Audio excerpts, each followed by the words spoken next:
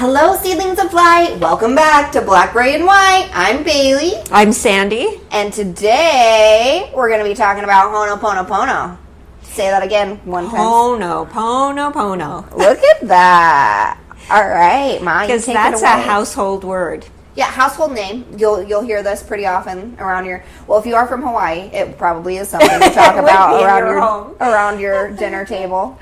But for us, it was a little new. So it crossed my path a couple of ways, and I started researching it. And I'm actually going to just let you know that it's a Hawaiian Forgiveness Prayer. And I did want to read this because I think it's cool. But in Hawaii, they call everybody their auntie. It's kind of cool. And so one of the aunties, Auntie Henry, teaches her family method of Hooponopono, which means to make what is right more right. And they teach that everyone is born with a perfect bowl of light rather than in sin, and that our experiences accumulate in one's life. Dark stones tend to fill the bowl, blocking out the light. It is each individual's responsibility to wholly turn over their bowls, releasing the darkness and allowing the aloha and the light of the yuhan within to shine once again. Then one must walk the talk and live mindfully. And so it's a forgiveness prayer. I really like one of my friends from Hawaii. I was so excited. I said, I'm studying Hooponopono. And they said, oh, the conflict management prayer. Oh, that's a nice way to put it. I like it. So basically, pono is to make right, and then to make right. Hooponopono. Make it right twice. That's right. And also, we would like to apologize for any mispronunciations of any Hawaiian terms today. We have these mana cards, which are the power of Hawaiian wisdom, and we went ahead and we pulled one to set the tone for our little video today. And we pulled a card, and it actually was too hard to say, so we decided to pull another card, which was actually harder. So, welcome. Our card for the day is Kauai Ka Piliko. And it is a mirror reflects the images it encounters as they are. It does not attempt to judge or change them. As you refrain from judging or attempting to change things, you may find you will have no need to speak. The better you are able to hear, the better you are able to see. Listen from the heart, and you will be able to see clearly. No matter how muddy a basin becomes, the water's ability to cast a reflection is unchanged. When you experience turmoil, seek the water of non-judgment. The essence of any situation can be seen clearly when you peer into the Kauai Ka Piliko pool of silent wisdom. Just rolls off the tongue, doesn't it? Silence. I'd go with silence. I did like this though, especially in the times of 2020 COVID. It's easy to kind of sit on your post and judge and think of how you could and would do better. And I tend to think when I sit and I really go into myself and I reflect on myself and I take a time to sit in the joy and the essence of my being, that I don't feel so needed to judge others, and it kind of helps me calm the turmoil within. And that's what Hooponopono is, the forgiveness prayer. And a great article, and we'll get it linked in the video, is by Dr. Lin, A Powerful Hawaiian Prayer. And he goes in, and he's a Hawaiian therapist, and he talks about how he did this prayer for one of the hospitals he was at and the success he had. And so I would take, and it's 4 parts. It's very easy. 2 things, and I'm sorry. Please forgive me. Thank you. I love you. That's it. That's it. 4 sentences. And I can tell you I use this the most with my coworkers and family members. My mom, perfectly. Well, I wasn't going to say anything because I'm in her company, but yes, specifically my mother. No, but this purse really nice because I noticed that when I get a hair up my butt and I'm being a little jerky, I find that I need to say this. And it's the same thing with the ego that we've talked about before, where you're like, I don't have anything to apologize for. Just easier to do it and release it and let it flow right off of you. And what's interesting about it is just those 4 lines. You can say it any way. I'm sorry, please forgive me, thank you, I love you. And I know sometimes... I love you, thank you, please forgive me, I'm sorry. Yep. So it's just kind of interesting how it works. So I started doing this. I read up on it like I do, all excited. Started doing it. I recommend it for everybody. There is Hooponopono for the Christian if you want to do it. I don't think it's a huge difference because, I mean, it's all for the Christian perspective is Christ, say forgiveness.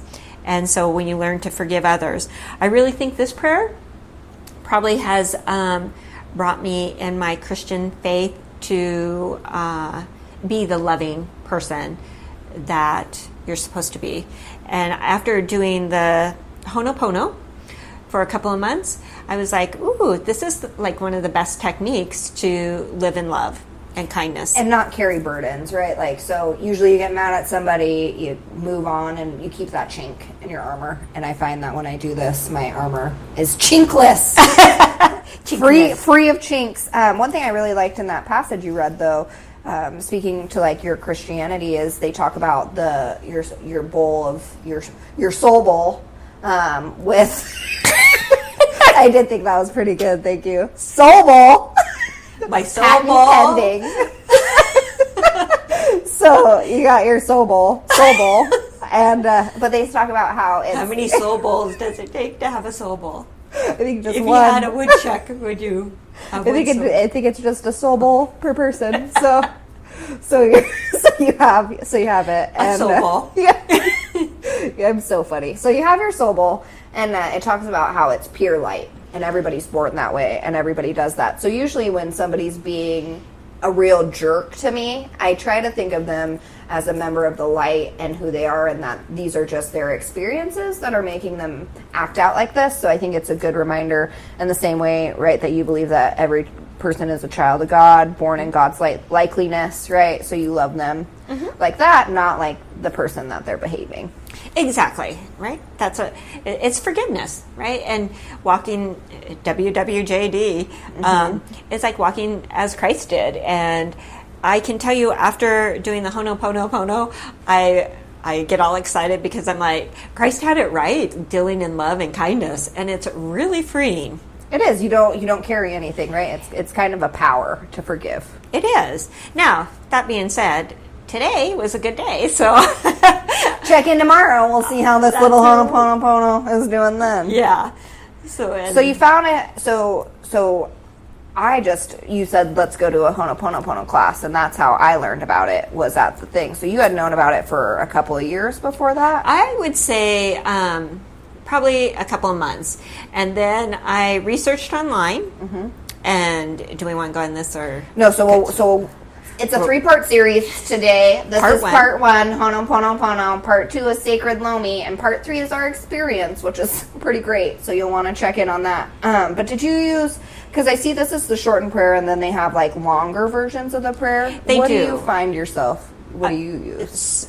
So the short prayer is great as a little mantra prayer, or right on the sly, something you can say right away. On the sly, just underneath your breath real quick. Yes.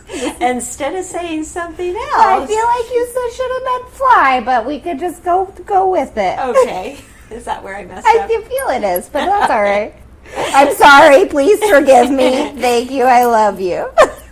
Ditto. So you said that you use the longer one. Sorry for other. Yeah. Deeper. So when you first start doing it, because it is hard and we have a lot of deep hurts, and I do have a longer version to go into where it's a little bit more. Please forgive me. They talk about the different steps. So do you do blanket, or did you go in directly and do like family members or coworkers, for instance? And that's why she says that, because I always jump in with both feet.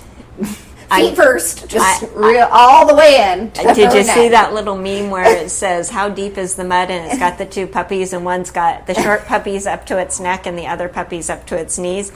That's what Bailey says she feels like, because I jump up with both feet. And so I did blanket prayers for every feeling, and then I did them specifically for every family member. And then I can do the short version. And she says that she feels like one of the tin cans on a just married car bouncing behind me because I jump in, and then I'm like, come on. She just drags me behind whether I'm willing or not. I'm just there for the ride. So you did your blanket one, and then you did it for like important members of your family. And then did instances or names pop up in your head? And like, is that how you continued that you knew that those needed more work? So I do have a couple of ways. So I just had a situation pop up from a childhood experience that I hadn't I forgot about, but I had felt disrespected. And I always like to use the word preconceived wrongs, because we really don't know if the other person intentionally hurt us or not. And I know that ruffles a lot of... That's just how you're being felt, right? Yeah. I know that ruffles a lot of feathers saying preconceived wrong, because we don't know. And maybe they did do it legitimately wrong to hurt you. But we don't know. Forgiveness is the same either way, right? It is. Doesn't matter.